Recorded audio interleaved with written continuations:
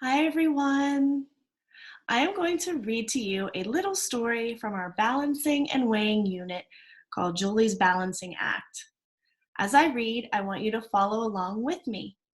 You should have yours from your packet in front of you. Also, as we read, think about why balance is very important to Julie and what she has to do to help keep her body balanced. Okay, here we go. Julie's Balancing Act. There's no place that 7-year-old Julie Argue would rather be than in the gym. And the gymnastics activity she likes best is walking on the balance beam. In fact, Julie could walk the balance beam before she could ride a bicycle. That seems pretty young because you can usually ride a bike at a pretty young age.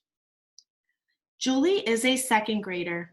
She started taking gymnastics classes when she was 5. She now spends 9 hours a week at the gym.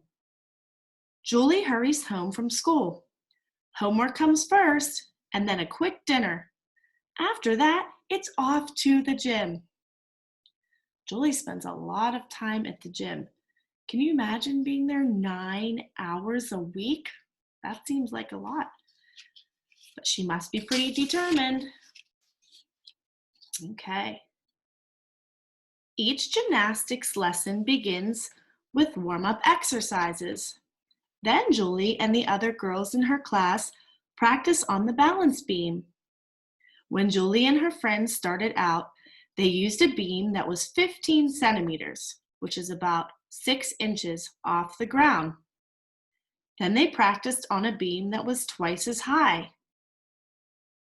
Once their coach knew they were ready, Julie and her friends began to work out on a beam like the one that older gymnasts use in competition. That beam is 120 centimeters, about 4 feet high. So each time she was practicing, they would move the beam up a little bit higher.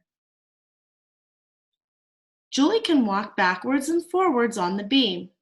She can also do flips.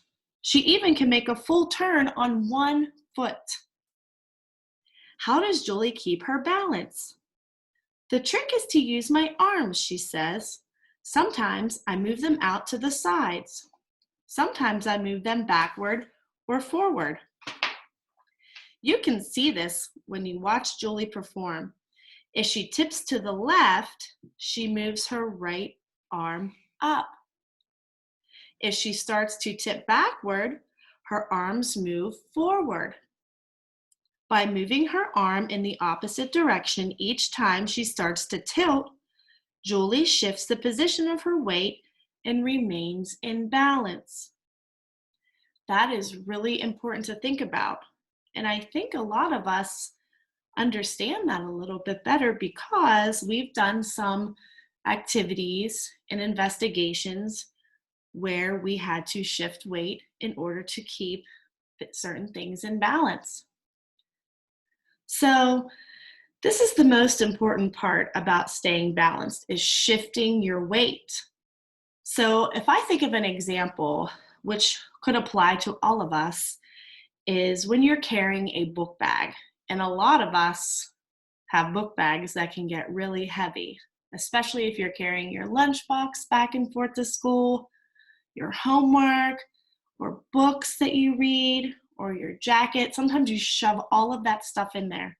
And then what happens? Your book bag gets extremely heavy. So I want you to close your eyes. Okay, close your eyes. Now, think about that heavy book bag being on your back. What does your body seem to do or tend to do when it's really heavy? I can picture it on my back. And in fact, I've had this happen to me before. I sort of hunch over and lean forward a little bit because if I'm walking and all of that weight is on my back, it's going to start to pull me back.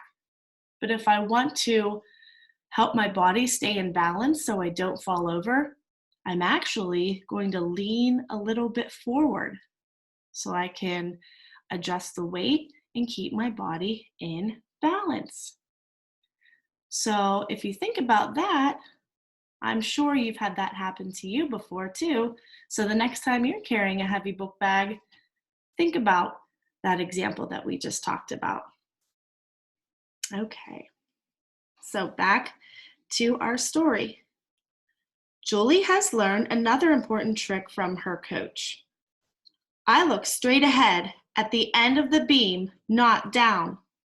The coach, Mirsad Mayek, says with a smile, keep your eyes on your toes and you'll fall on your nose. So in addition to walking the balance beam, Julie does floor exercises. She also practices on the uneven bars and vault. These are the same exercises done by gymnasts in the Olympic Games. Is there an Olympic medal in Julie's future? Maybe. She's now old enough to enter local competitions. But for now, her mother says, there's something more important. Julie's having a great time, right? It's all about having fun and doing what you enjoy. So as you can see, in order for Julie to be a very good gymnast, she has to learn and know a lot about staying balanced.